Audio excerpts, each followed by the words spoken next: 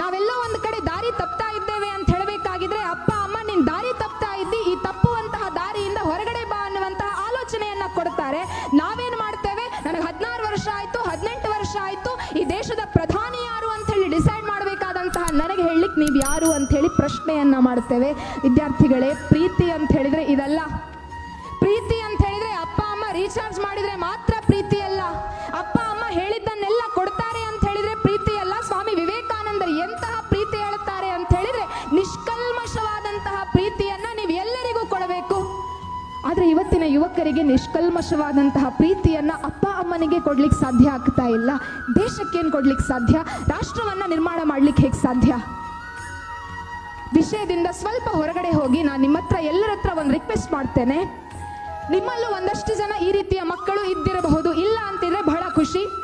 ಒಂದು ವೇಳೆ ನಿಮ್ಮ ಅಪ್ಪ ಅಮ್ಮ ನಿಮಗೆ ಏನೋ ಒಂದು ವಿಷಯವನ್ನ ಹೇಳಬೇಕಾಗಿದ್ರೆ ನಾವು ಅದನ್ನ ಧಿಕ್ಕರಿಸಿ ಹೊರಗಡೆ ಹೋಗ್ತೇವೆ ಅಂತಾದರೆ ಮಕ್ಕಳೇ ಒಂದು ಆಲೋಚನೆಯನ್ನ ಮಾಡಿ, ಸುಮ್ಮನೆ ಕೂತಲ್ಲಿಯೇ ಆಲೋಚನೆಯನ್ನ ಮಾಡಿ, ಎಲ್ಲರೂ ಅಮ್ಮನ ಹೊಟ್ಟೆಯಿಂದ 9 ತಿಂಗಳಾಗಬೇಕಾಗಿದ್ರೆ ಹೊರಗಡೆ ಬರ್ತೇವೆ.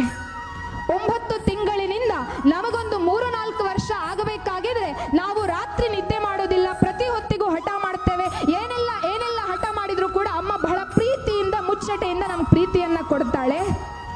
ನಾವು ಸಣ್ಣ ಮಕ್ಕಳಿರಬೇಕಾಗಿದ್ರೆ ಅಪ್ಪ ಅಮ್ಮ ನಮ್ಮನ್ನ ತೊಟ್ಟಿಲಿನಲ್ಲಿ ಹಾಕಿ ತೂಗಬೇಕಾಗಿದ್ರೆ ಆಗ ಡೈಪರ್ ಇರಲಿಲ್ಲ, ಬಟ್ಟೆಯನ್ನ ಹಾಕಿ ಅಮ್ಮ ತೊಟ್ಟಿಲಿನಲ್ಲಿ ತೂಗ್ತಾ ಇದ್ಲಾಯ್ತು.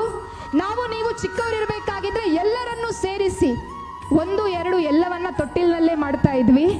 ಯಾವತ್ತಾರು ಒಂದ್ಸಲ ಅಮ್ಮ ನಾವು ಸಣ್ಣ ಮಗು ಇರಬೇಕಾಗಿದ್ರೆ ಈ ಹೇಸಿಗೆಯನ್ನ ನಾನು ತೊಳೆಯುವುದಿಲ್ಲ ಅಂತ ಹೇಳಿ ಯಾವತ್ತಾರು ಒಂದ್ಸಲ ಹೇಳಿದ್ದಾರ?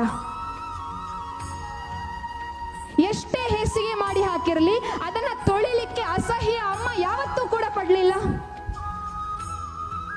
ಆ ಮಗು ಅದೇ ಆ ಹೊಲಸನ್ನ ಕೈಯಲ್ಲಿ ತಟ್ಟಿ ಅದನ್ನ ಮುಖಕ್ಕೆ ಅಂಟಿಸಿಕೊಂಡು ಬಾಯಿಗೂ ಒಂದ್ ಸ್ವಲ್ಪ ಹಾಕಿದ್ರು ಅಮ್ಮ ಯಾವತ್ತೂ ಕೂಡ ಚೀತು ಅಂತ ಹೇಳಿಲ್ಲ.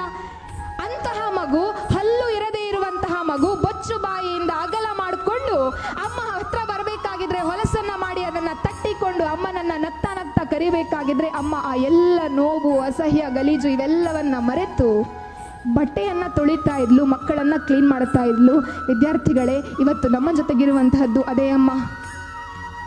ಯಾವ ಅಮ್ಮ ನಮ್ಮನ್ನ ಕ್ಲೀನ್ ಮಾಡ್ಲಿಕ್ಕೆ ಒಂದಿಷ್ಟು ಕೂಡ ಹಿಂದೆ ಮುಂದೆ ಆಲೋಚನೆ ಮಾಡದೆ ನಮ್ಮನ್ನ ಕ್ಲೀನ್ ಮಾಡ್ತಾ ಇದ್ಲಾಯ್ತೋ ಅದೇ ಅಮ್ಮ ಇವತ್ತು ನಮ್ಗೆ ಬುದ್ಧಿವಾದ ಹೇಳ್ತಾಳೆ. ನಾವೇನ್ ಹೇಳ್ತೇವೆ?